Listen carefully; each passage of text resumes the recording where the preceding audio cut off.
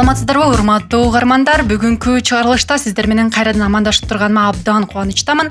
Менин атым Индира Темирканова, бүгүнкү подкасттын алып баруучусу болом. Ал эми бүгүнкү темабыз кылмыштуулук жана мыйзам бузуу. Ал эми биздин коногубуз болсо Искендер Эратов, юрист. Саламатсызбы? Саламатсыздарбы, урматтуу угуучулар? Кандайсыздар? Жакшы келип алдыңыздарбы? Ден соолугуңуз кандай? Жакшы, рахмат, Кудайга шүгүр. Сиздердики? Бизге да жакшы, акырындап иштеп атабыз. Эмне кылып атасыз? Кандай жаңылыктарыңыз бар? Жаңылык деле жок. Азыркы ушул кырдаалга ылайык дистанттык түрдө иштеп жатабыз. Ар кандай изилдөөлөрдү өткөрүп, ошол аман эсен ушул бардык элиме каалайм. Аман эсен ошол кыйынчылыктардын бардыгын жакшы өтүп алайлы деп. Ден соолук каалайм. Аман эсен эле болсок болду, Буюрса. Ал эми Искендер, айтыңыздарчы, кылмыштуулук боюнча бүгүн сөз болгон жатпайбы? Ушул кылмыштуулук, анан мыйзам бузуулук деп жатабыз. Ошого мындай жалпак тил менен бул эмне? Ошону айтып берсеңиздер. Бул мындай депчи. Биз мындай бардыгыбыз туура түшүнүшүбүз керек да. Ар бир эле мисалы үчүн жаман көрүнүш же болбосо жаман жүрүм турум бул мыйзам бузуу болуп эсептелинбейт. Мисалы үчүн мындай элестетели да, бир жаш жараныбыз кетип баратат, анан улуу аксакал саламдашса, ошо жаш жаран салам бербей кетип калганда элдин бардыгы ойлойт, ушул бул эчтекени билбейт экен деп, же болбосо ошол эле автоунаада же болбосо маршруткада жаш өспүрүмдөр улуу картаң кишилерге орун бошотпой койсо, мунун бардыгы албетте жаман жүрүм турум болуп эсептелет, бирок мыйзам бузуу эмес. Ошол жаман жүрүм турумдар мыйзам бузуу болуш үчүн негизи өзүнүн категориялары бар да. Бул коомчулукка кандай зыян таасир этет, ошол зыян таасир эткендиги боюнча бузуулар, жоруктар жана кылмыштар деп бөлүнөт. Негизи 3 категориядан турат. Эгер анан ошол жаман жүрүм турум бузуу же жорук же кылмыш болуп эсептелиниш үчүн, мисалы үчүн ошол жаман жасаган нерсе, иш аракет тиешелүү мыйзамдарда көрсөтүлүш керек. Ал тиешелүү мыйзамдар болбосо, мисалы үчүн бузуулар жөнүндө кодекси бар бизде, кылмыш кодекси бар бизде, жазык кодекси деп аталат, жана жоруктар кодекси бар. Эгер ошол 3 кодексте ошол жаман жүрүм турум белгиленсе, анда ошондо гана бул жаман жүрүм турум мыйзам бузуу болуп эсептелинет. Түшүнүктүү. Баягы кодекстер жөнүндө айтып калбадыкпы? Мисалы, эми жөнөкөй жарандар негизи эле мыйзамдар менен, кодекстер менен көп тааныш эмес болобуз да. Анан ошонун негизинде анча-мынча жаш өспүрүмдөр, анча-мынча жаштар ар кандай экстремисттик кыймылдарга кошулуп кетип атышат да. Аны билбестиктен. Анан эгерде ошол билбестиктен кылып алган нерселер дагы жазага тартылабы? Ооба, мыйзамга ылайык биз айтышыбыз керек да. Ар бир жаран мыйзамдын бардыгыбыз эле юрист эмеспиз да. Анан ошол юристтердин бардыгы эле, мисалы үчүн мен кылмыш, ошол жазык кодексин жакшы билем, же ошо жарандык кодексин жакшы билем деп айта беришпейт. Мындай узкий специалист болушат да. Ошону менен бирге биз айтышыбыз керек, биздин мыйзамдарга ылайык мыйзамды жараныбыз билеби, билбейби, ал эгер мыйзам бузулса, жоопкерчиликке тартылыш керек. Ушундай принцип биздин мыйзамда бекитилген. Ошону менен бирге, мисалы үчүн эгер экстремисттик деп айтсак, бул аябай оорчундуу кылмыштардын катарына кирет. Мисалы үчүн ошол кылмыш кодексинде жазылган, эгер экстремисттик уюмду түзсө, же экстремисттик уюмду башкарса, же болбосо ошондой ар кандай экстремисттик материалдарды сатуу түрүндө же сактаса, же сатып алса, бул дагы жоопкерчиликке алып келинет. Бул биринчи.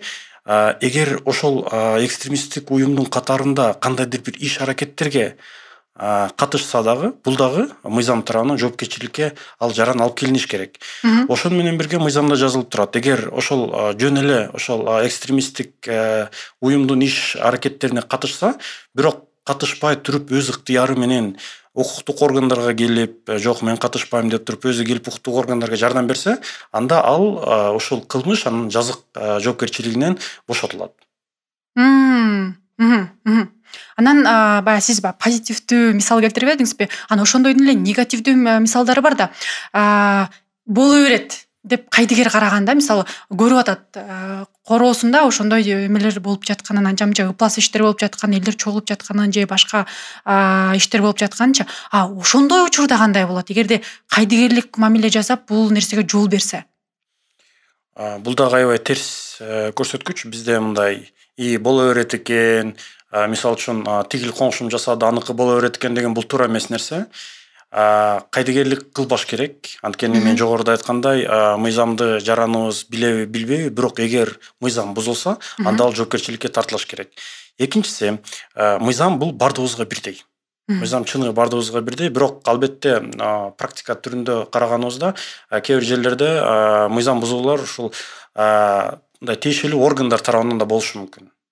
Ошого карабай мыйзам аткарылыш керек. Биз негизи эгер жакшы мындай мамлекет курабыз десек, өнүгөлү десек, жашоого ыңгайлуу мамлекетте жашагыбыз келсе, анда ар бирибиз эгер бир жараныбыз өнүксө, бир үй бүлө өнүксө, бир айыл шаар өнүксө, менин оюмча мамлекетибиз да өнүгөт. Ошон үчүн кайдыгерликке биз мындай койбошубуз керек мындай нерсени. Бөгөт койгонго аракет кылышыбыз керек экен да. Албетте. Жанагы кылмыш боюнча сөз кылып жатпайбызбы? Анан ошол кылмышка аралашып, жаш өспүрүмдөр да кээде аралашып кетишет да. Анан бунда кандай болот? Эгерде 18ге чыга элек болсо, жаш өспүрүмү жете элек болуп билбей аралашып алса, анда кандай болот? Кандай деңгээлде жазаланат мындай жарандар? Жогоруда айткандай, мыйзамдын алдында бардыгыбыз бирдейбиз. Негизинен кылмыш кодексинде тиешелүү мыйзам бул кылмыш кодексинде жазылып турат.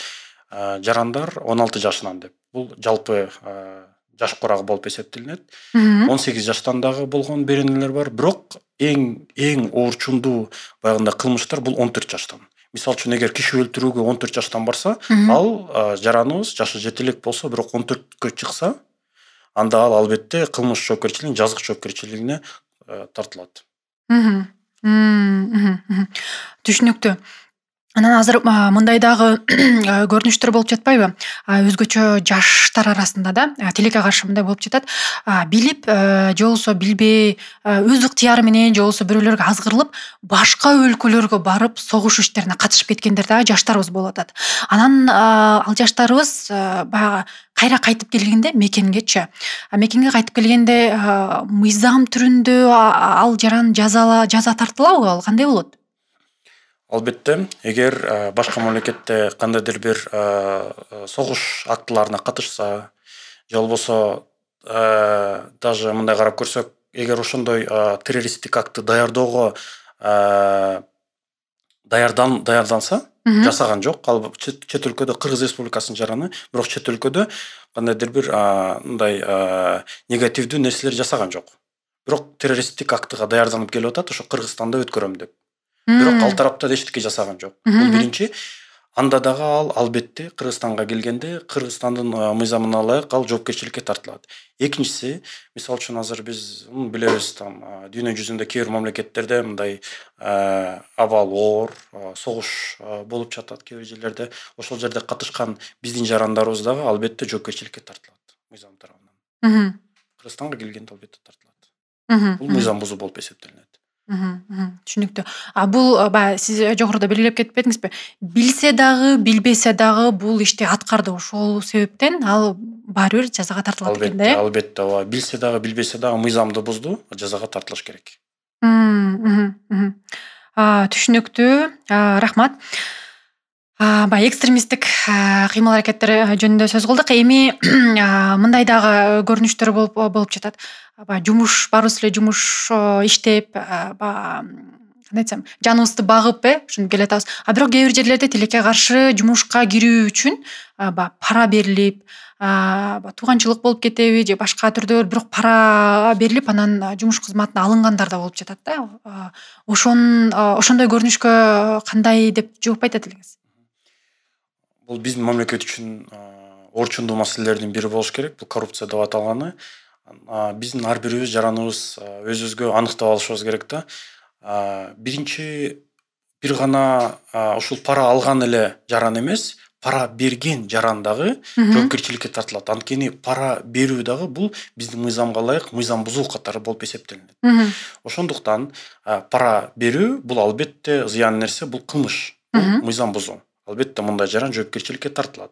Ошону менен бирге биз айтышыбыз керек, эгер пара берип жатканда мисалы үчүн алып жаткан жараныбыз мисалы үчүн өзүнүн бийлигин колдонуп атайын опузалап алып жатса, опузалап атайын айла жоктуктан берип жатса, бул биринчи. Же болбосо экинчиси ошол берердин алдында укук коргоо органдарына барып, вот менден ушундай пара сурап жатат деп туруп кайрылып өз ыктыяры менен келсе, анда албетте бул дагы пара берүү беренесинен, пара берүү кылмышынан жоопкерчиликтен бошотулат.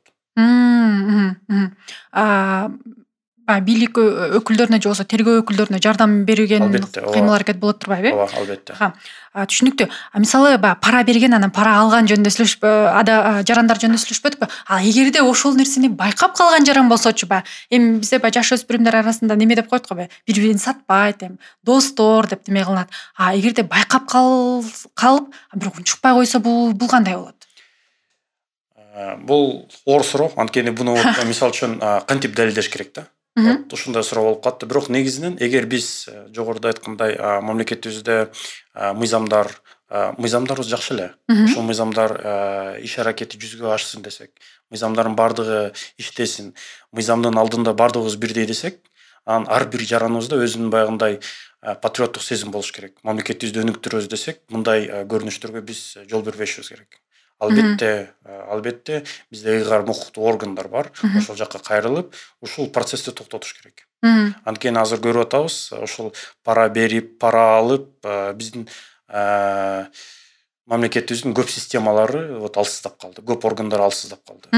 Азыркы көрүнүш бул. Искендер мырза, сиз жана айтып кетпедиңиздерби? Эгерде пара алып жатканда, мына менден пара алып атат, алайын деп атат деп өкүлдөргө кайрылса, анда ал жоопкерчиликтен бошотот деп. Ал эми экинчи мисалга кайрыла кетсек, жанагыдай эле үчүнчү адам көрүп калса, анан ошол үчүнчү адам өкүлдөргө барып айта турган болсо, ал адамга кандайдыр бир мактоо иретинде же болбосо рахмат айтуу иретинде бир чаралар барбы? Бул азыр бул стимул катары. Бул органдар тарабынан, органдардын өзүнүн ыктыярына карата болот да. Мисалы үчүн ошол кайсы орган болсо, мисалы үчүн ички иштер органдары болот бизде, же болбосо мисалы үчүн биз финполиция деп коебуз, ошолор тарабынан көрсөтүлүш керек да. Ошондо кандай стимул болот. Негизинен мыйзамда так жазылып турат да, пара берүү, пара алуу бул кылмыш. Түшүнүктүү. Рахмат. Эгерде жанагы темаларыбызга кайрыла кетсек, мисалы жаш өспүрүмдөр ар кандай ыплас иштерге аралашып кетип атышат, билип билбей аралашып кетип атышат. Анан сиз юрист катары, мыйзам сакталуусунун чегинде турган адам катары кандай кеңештерди бере алат элеңиздер жаш өспүрүмдөргө? Эмнеге көңүл бурулуш керек, өзүн кандай сакташ керек? Айтылгандай да, анда биринчи ар бирибиз биз билишибиз керек. Мыйзамды биз билебизби, билбейбизби? Мыйзамды буздук, биз албетте ушундай жаран бул жоопкерчиликке тартылат. Бул жоопкерчиликке тартылуу маселеси бул милдеттүү түрдө биздин мыйзамдарга ылайык. Экинчиси, биз көңүл бурушубуз керек. Ар бирибиз бир гана өзүбүздүн укуктарыбыз эле эмес, милдеттерибизди да биле жүрүшүбүз керек. Жана ошол укуктарыбыз менен тең милдеттерибизди биз так аткарышыбыз керек. Үчүнчүсү, биз мындай кичине позитивдүү мамлекетти өнүктүрөбүз деп, эгер мисалы үчүн мен таза болсом, коом таза болот дегендей, биздин улуу инсандарыбыз айткандай, ошондо менин оюмча кылмыштуулуктун да деңгээли да азаят, жаш өспүрүмдөр дагы туура багытта менин оюмча өнүгүшөт. Ошондо ар бир жаран өзүнүн баягы патриоттук сезиминин негизинде же негизи эле жарандык сезиминин негизинде мыйзам бузууларга бөгөт койгонго аракет кылышы керек экен, Албетте. Ар бир жаран. Эгер ар бир жаран аракет кылбаса, анда биз мамлекетибизди туура жолдо кура албайбыз да. Ар бирибиздин колунда бул. Анан ойлогош керек да, мисалы үчүн, бул система, менин колумдан эчтеке келбейт, мен бир эле адам, мен эмне чече алам деген бул туура эмес. Ар бир жараныбыз бул ушул согушта баатыр болуп эсептелинет. Эң маанилүү баатыр. Анан жаңы эле сиз абдан сонун нерсени айттыңыздар. Негизи эле калк арасында ушундай негативдүү деп койсом жаңылышпайм, негативдүү көрүнүш бар да, ишенбөөчүлүк. Мен эмне кылмайлы, мени баары бир эч ким укпайт, мен кичинекей эле адаммын да дегендин негизинде кайдыгерчилик да жаралып жатат да. Анан угармандар үчүн ушундай нерсени бөгөт коюш үчүн элементарный нерселер да, мисалы, эгерде кылмыш бузуулар байкалып калса, кандай кадамдарды жасаш керек? Мисалы, чалыш керекпи же бир жерге жазыш керекпи? Бул ошондой жолдору барбы? Мисалы, мен өзүмдү сактап, өзүмдүн баягы коопсуздугумду сактап камсанабай. Бирок мен ошол кылмыштуулук жөнүндө маалымат берүүгө мындай кандай жолдор бар? Жакшы суроо. Мисалы үчүн мындай болушу мүмкүн да. Мен как күбө катары көрүп калдым да. Менин коңшума мисалы үчүн кечинде ууру кирип атат деп. Бул биринчи ситуация да. Бизде ким билет, эртең балким ошол ууру менин үйүмө кирет. Мен мисалы үчүн ошол эле укук коргоо органдарына кайрылбай койдум. Мен өзүмдүн бир гана өзүмдүн эле коопсуздугумду ойлоп, ошол кирген уруу балким ошол менин коңшумдун, анын үй бүлөсүнө, анын бала чакасына, балким ден соолугуна же өмүрүнө зыян келтириши мүмкүн. Мен ага көзүмдү жумуп, бир гана өзүмдүн коопсуздугумду ойлосом, эртең ошол ууру менин үйүмө кириши мүмкүн. Анда эмне болот? Анда менин башка коңшуларым дагы биз өзүбүз ганабыз, биз мындай бир жөнөкөй эле бир мындай островок деп коет, ошондойдо жашайбыз деген бул туура эмес да. Ошон үчүн биз эгер өнүгөбүз десек, өзүбүздүн коопсуздугубузду ойлосок, биз ошол коңшубуздун коопсуздугун да ойлошубуз керек. Анткени бул бири-бири менен аябай байланыштуу. Аябай тыгыз байланыштуу, Түшүнүктүү.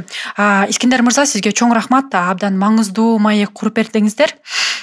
Анда убактыбыз бир аз азайып калды.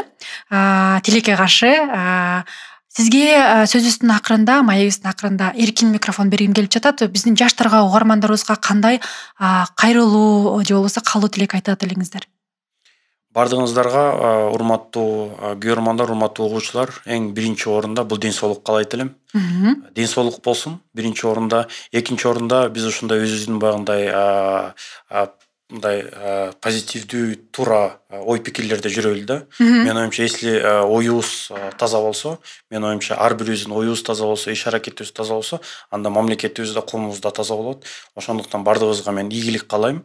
Мунун бардыгы өтөт. Айтылат го, жамандык да өтөт, жакшылык да өтөт деп.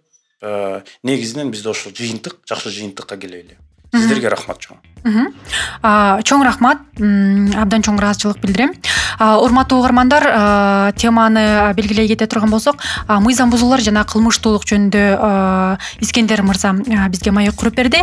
Ал эми үн режиссеру Сергей Каргин болду. Сиздердин кызматта мен Индира Темирканова болдум. Кайрадан микрофон аркылуу амандашканча, угушканча сак саламатта туруңуздар.